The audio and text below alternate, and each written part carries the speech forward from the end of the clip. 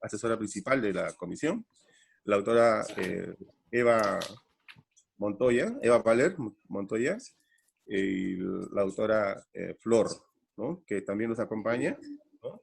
Somos parte del equipo de la comisión que vamos a escuchar, le vamos a agradecer en todo caso todos la exposición que tenga, porque vamos a desarrollar más adelante propiamente el dictamen, con la dirección propiamente en lo que viene a ser dictamen de nuestra secretaria técnica, ¿no? Que es la jefe propiamente en la comisión con respecto a los procedimientos técnicos en la comisión, la doctora Rosana de Negri, ¿no? Que justo hizo la consulta, ¿no? Bien, doctor, lo escuchamos cuando ustedes consideren. Bueno, pues muchas gracias, doctor Félix Atavillos, por la invitación. Agradecer, obviamente, al Congreso de la República del Perú por la invitación. Saludarles a todos, esperar que todos ustedes se encuentren bien. Buenos días en Perú y buenas tardes aquí en Reino Unido, ¿no? Es un honor y un placer poder discutir con ustedes y ofrecerles mi opinión experta jurídica sobre el proyecto de ley 5349. El modo en el cual voy a realizar mi exposición es que voy a ir artículo por artículo. Son básicamente 5 artículos el proyecto, con lo cual voy a ir simplemente en el orden de dichos artículos en el proyecto, ¿no? El artículo primero establece que la presente ley tiene por objeto que el Estado peruano inaplique e invoque el Pacto Mundial. No me queda muy claro el objetivo de este artículo porque parece contradictorio, ¿no? Lo que se pide por un lado es que el objeto de la ley es que el Estado peruano inaplique para inmediatamente después decir invoque el Pacto Mundial de Migraciones. Ambas cosas son contradictorias, ¿no? La una con la otra, ¿no? Lo que me imagino que se quiere decir es que el Estado peruano deje de invocar y de aplicar el Pacto Mundial de Migraciones. A nivel jurídico hay que decir que el Pacto Mundial de Migraciones no tiene implicaciones concretas, ¿no? Si uno lee el pacto, en la página segunda del pacto se dice ya claramente que este Pacto Mundial presenta un marco de cooperación no vinculante jurídicamente, ¿no? El Pacto Mundial lo que busca, de acuerdo al propio texto, es mejorar la cooperación sobre migración internacional en todas sus dimensiones, buscando así una migración ordenada, regular y segura. Y en realidad el Perú ya coopera constantemente con otros estados en numerosos organismos internacionales en materia de migraciones, por ejemplo, a nivel de la Comunidad Andina, de la Conferencia Sudamericana de Migraciones, del Mercosur, de la Alianza del Pacífico, de las cumbres iberoamericanas, de la Organización de Estados Americanos, etcétera, ¿no? Entiendo, por tanto, que lo que no se está buscando con este artículo primero es que el Perú deje de cooperar con otros países en temas migratorios. Porque además esto sería curioso, ¿no? Dado que el Perú es un país eminentemente de emigración. Fíjense que según datos del INEI, de finales del año 2017, había más de 3 millones de peruanos emigrantes en otros países del mundo, principalmente en Estados Unidos, Europa y otros países de Sudamérica. Sin embargo, según datos también del INEI de diciembre de 2019, datos oficiales, había en el Perú 963.000 no nacionales, principalmente, ya sabemos, de Venezuela, el 85%, pero también de China, Estados Unidos, España y de otros países de Sudamérica. Es decir, hay 3 veces más peruanos emigrantes en el extranjero que no nacionales inmigrantes en el Perú. De hecho, el Perú tiene una población extranjera de alrededor del 3%, lo cual le coloca por debajo de la media mundial y más allá del puesto 100 en porcentaje de inmigración, el país más allá del puesto 100 en porcentaje de inmigración a nivel mundial. Es decir, el Perú está muy lejos de los grandes destinos migratorios, ¿no? Hay que decir sobre el Pacto Mundial de Migraciones que 164 estados lo han apoyado, es decir, la inmensa mayoría de estados del mundo, alrededor del 80%. En el caso de América Latina lo han apoyado todos los países de América Latina, excepto la República Dominicana, Chile y el Brasil del gobierno Bolsonaro, porque fue el gobierno de Bolsonaro el que dejó de invocar el pacto. Lo que sí que menciona el pacto en su primera página es que está basado en, si bien no es vinculante jurídicamente, el pacto en sí está basado en numerosos instrumentos internacionales, los cuales han sido todos ratificados por el Perú. Y en esa primera página del pacto se mencionan, por ejemplo, la Declaración Universal de Derechos Humanos, el Pacto Internacional de Derechos Económicos, Sociales y Culturales, el Pacto Internacional de Derechos Civiles y Políticos y otros tratados fundamentales de derechos humanos. Insisto, todos ellos, todos sin excepción, han sido ratificados por el Perú. Dado que el Perú ha ratificado todos estos instrumentos internacionales y dado que el Perú obviamente también forma parte de la Convención Americana de Derechos Humanos, los cuales están intrínsecamente ligados a regular los derechos de los individuos, sean nacionales o no, el dejar de aplicar o invocar el Pacto Mundial de Migraciones no tiene ningún efecto jurídico para el Perú, ni a efectos prácticos ni a efectos teóricos, ¿no? Ese es, digamos, el análisis del primer artículo, y ahora paso al artículo segundo, ¿no? En el artículo segundo se habla del PTP, ¿no? El permiso temporal de permanencia de los ciudadanos venezolanos. Y lo que se establece en ese artículo segundo es que se dice que dentro de 15 días de la entrada en vigencia de la presente ley se dejará sin efecto los permisos temporales de residencia. Bueno, aquí lo que se está pidiendo es una cosa bastante grave para cualquier Estado de Derecho democrático en el mundo, que es muy sencilla. Es la aplicación retroactiva de una norma no favorable al individuo. Como ustedes saben, eso está prohibido en cualquier Estado de Derecho, y ustedes lo saben mejor que yo porque el artículo 103 de la Constitución peruana establece que la ley no tiene fuerza ni efectos retroactivos, salvo en materia penal cuando favorece al reo. Con lo cual, la aplicación retroactiva de una norma no favorable es completamente contraria a cualquier Estado de Derecho y contraria a la Constitución peruana, y por tanto el Tribunal Constitucional peruano no lo aceptaría. La pérdida del permiso temporal de permanencia de los venezolanos ya está regulada en los propios decretos que regulan su concesión, por ejemplo, el Decreto Supremo 001-2018. El artículo 13 de dicho decreto dice que el ciudadano venezolano lo pierde cuando está fuera de la República del Perú por un periodo superior a 183 días. Esto mismo lo establece el artículo 33 de la Ley de Migraciones de 2017 peruana, que es el decreto 1350. La propia Ley de Migraciones peruana de 2017 también establece las sanciones que pueden llevar a la expulsión de un ciudadano no nacional en el título quinto, en su capítulo segundo. Además, hay que decir a modo informativo que lo que está haciendo Perú a la hora de conceder ciertos permisos de residencia para ciudadanos venezolanos no hace sino seguir la línea marcada por todos los países de la región, los cuales todos, y sin excepción, también están otorgando permisos especiales de temporales o permanentes de residencia a los ciudadanos venezolanos. Por ejemplo, en el caso de Argentina y Uruguay se aplica el acuerdo de residencia Mercosur. En el caso de Brasil, entre finales de 2019 e inicios de 2020, 40.000 venezolanos han conseguido estatuto de refugiado. En el caso de Chile tenemos la visa de responsabilidad democrática. En el caso de Colombia tenemos este año 2 nuevos decretos aplicando para que los ciudadanos venezolanos puedan obtener permisos de residencia. En el caso de Paraguay tenemos una resolución de febrero del año 2019 también creando un permiso especial para los ciudadanos venezolanos. Digamos que lo que hace Perú va en línea con lo que hacen todo el resto de países. El artículo tercero, paso ya a discutir dicho artículo, ese cabe un poco más grave que el artículo segundo, dentro que el artículo segundo ya era grave en buscar esa aplicación no retroactiva de normas no favorables. El artículo tercero lo que dice es que todos aquellos venezolanos que han perdido, es decir, todos los que tenían el PTP, de acuerdo al artículo segundo, lo perderían a los 15 días de entrada en vigor de la ley, y el artículo tercero es lo que dice es que todos los ciudadanos venezolanos tendrían que ir en un segundo paso ante la autoridad migratoria, y el tercer paso que llevaría a cabo la autoridad migratoria sería adoptar las medidas para el retorno a su país, es decir, las medidas para el retorno a Venezuela. Este artículo no ofrece ninguna otra alternativa que no sea la expulsión colectiva de los ciudadanos venezolanos de la República del Perú. Lo que se propone en este artículo está prohibido categóricamente por el derecho internacional público en numerosos instrumentos internacionales, los cuales, insisto, todos han sido ratificados por el Estado peruano. Por ejemplo, el artículo 13 del Pacto Internacional de Derechos Civiles y Políticos establece que para la expulsión de un ciudadano no nacional se tiene que hacer de la siguiente manera.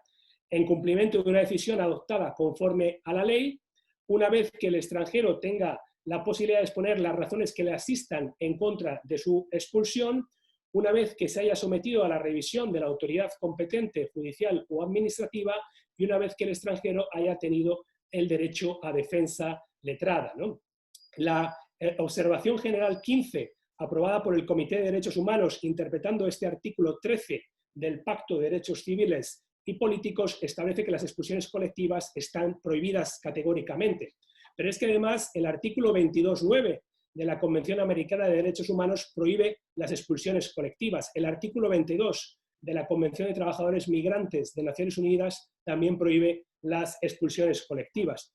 Todo esto hace que para que Perú pudiese aplicar una expulsión colectiva tendría que primero denunciar todos estos tratados internacionales, dejar de ser parte de todos estos tratados internacionales. Pero fíjense que aunque Perú denunciase todos estos tratados internacionales, tampoco podría llevar a cabo una expulsión colectiva. ¿Y por qué? Porque la prohibición de las expulsiones colectivas constituye en el día de hoy una norma de derecho consuetudinario, es decir, forma parte de la costumbre internacional y no es derogable. En apoyo de esta tesis, se puede mencionar que incluso países que no han ratificado el Pacto de Derechos Civiles y Políticos, tales como China o Irán, han declarado ante la Asamblea General de Naciones Unidas que las expulsiones de carácter colectivo están prohibidas en derecho internacional porque son siempre discriminatorias. Es decir, cualquier expulsión que quisiese llevar a cabo el Estado peruano ha de ser individualizada, analizada caso por caso y dando a la persona, como no podría ser de otra manera en un Estado de derecho, la posibilidad de defensa ante las instancias administrativas en primer término y judiciales en caso de que sea necesario. En cada uno de dichos expedientes de expulsión individualizada se han de tener en cuenta numerosas circunstancias personales del individuo y me voy a referir a 4 que están claramente identificadas en el andamiaje jurídico peruano e internacional que también ha sido ratificado por la República del Perú.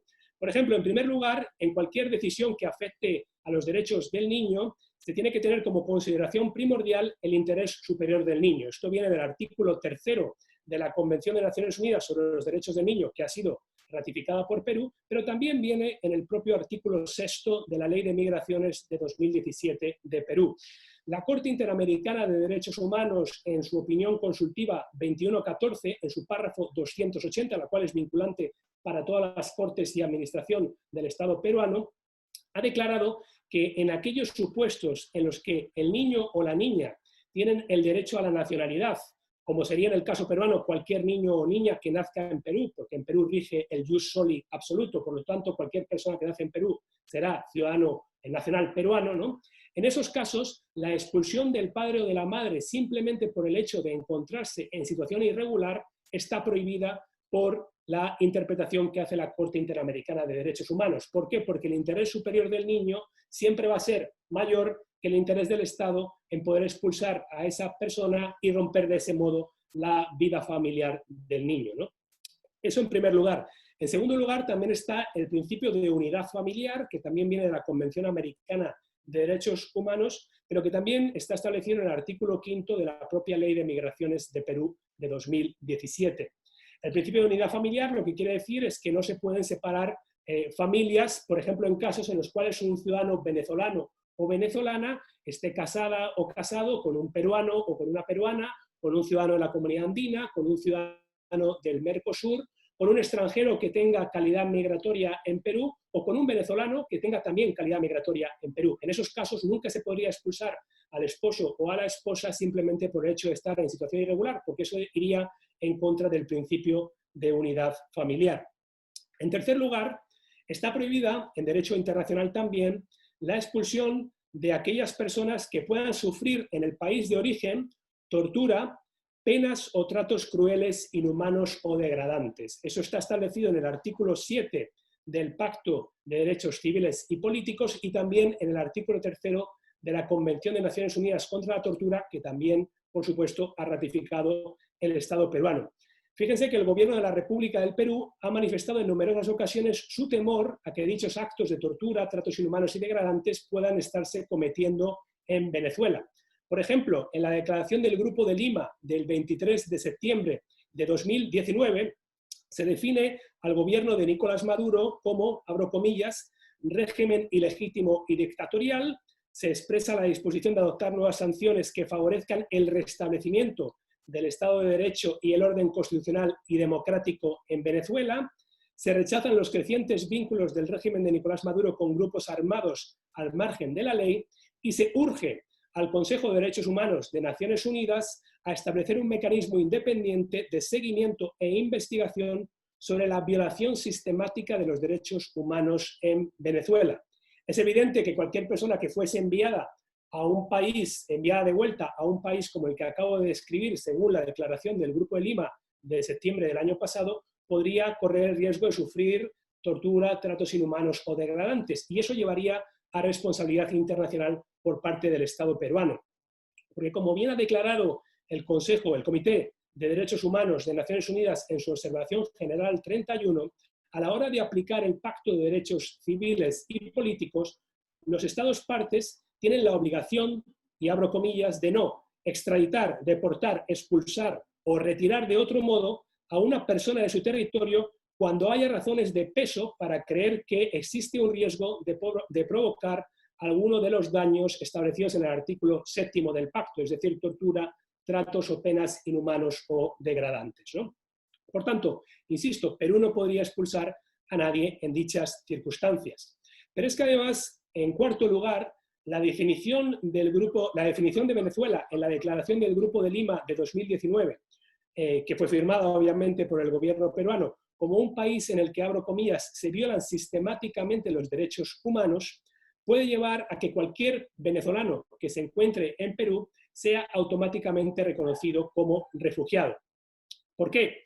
Porque en efecto el artículo 3.2 de la Ley del Refugio en Perú, Ley 27891 de 20 de diciembre de 2002, establece que es refugiado aquella persona que se ha visto obligada a huir de su país de nacionalidad por causa de la violación masiva de derechos humanos. Es decir, precisamente el ejemplo que se marcaba en la declaración del Grupo de Lima. Y en dicho caso, el artículo 5 de la Ley de Refugiado del Perú establece el derecho a la no devolución, que viene también el principio de non-refoulement, que viene de la Convención de Ginebra sobre el Estatuto de Refugiados, también obviamente ratificada por Perú, ¿no? Toda persona que invoque la condición de refugiado, dice dicho artículo 5 de la Ley de Refugiado del Perú, puede ingresar a territorio nacional, no pudiendo ser reemplazada, devuelta, expulsada, extraditada o sujeta a medida alguna que pueda significar su retorno al país donde su vida esté en riesgo por las razones mencionadas en el artículo 3 de la Ley del Refugio, es decir, por violación masiva de los derechos humanos. Es importante además señalar que el reconocimiento de la condición de refugiado de una persona no tiene carácter constitutivo, sino meramente declarativo. Esto ha quedado claro por la interpretación que ha hecho la Corte Interamericana de Derechos Humanos en el caso Pacheco-Tineo contra Bolivia de 2013. Es decir, esto quiere decir que aunque en el caso peruano, de las más de 430.000 personas venezolanas que han pedido el estatuto de refugiados, solo se les haya reconocido dicho estatuto a un poco más de 1.000 personas, esto no quiere decir que no tengan el derecho a la protección, porque, insisto, la condición de refugiado de una persona no tiene carácter constitutivo, sino meramente declarativo, es decir, no depende de tener un papel en la mano que diga que una persona es efectivamente refugiado. Como conclusión de este artículo 3, Perú solo podría expulsar a aquellos venezolanos que supongan una amenaza para la seguridad del país, hayan cometido un determinado tipo de delito en función de la ley de migraciones, que ya, como insisto y mencionaba anteriormente, regula en el título 5, capítulo 2, los procedimientos de expulsión de los ciudadanos no nacionales. O cuando Venezuela vuelva a ser un país en el cual no se cometan violaciones de derechos humanos, porque todos sabemos que el estatuto de refugiado no es necesariamente permanente, ¿no? El estatuto de refugiado puede cesar cuando la persona puede regresar a su país de origen sin tener el riesgo por el cual ha salido en primer lugar de su país de origen. Pero es que incluso más allá, Perú podría habilitar los mecanismos de la Ley de Nacionalidad peruana 26574, que en su artículo 3 establece que para que una persona se pueda nacionalizar peruana, tiene que residir 2 años en el Perú y cumplir otra serie de requisitos. Fíjense, por ejemplo, que esto en perspectiva comparada también es normal. Hay miles de peruanos, por ejemplo, que se han nacionalizado en España tras haber residido en España por un periodo de 2 años. El problema con el PTP es que los ciudadanos venezolanos no tienen categoría de residente a efectos de esta ley de nacionalidad, lo cual podría llevarse, se podría cambiar, y estos ciudadanos venezolanos, como existe la doble nacionalidad tanto en Perú como en Venezuela, podrían obtener doble nacionalidad. Ahí sí, curiosamente y tal vez paradójicamente, se podría dar la salida de un número importante de venezolanos de regreso a Venezuela, porque tendrían la seguridad de poder regresar al Perú en el futuro como dobles nacionales que serían, ¿no?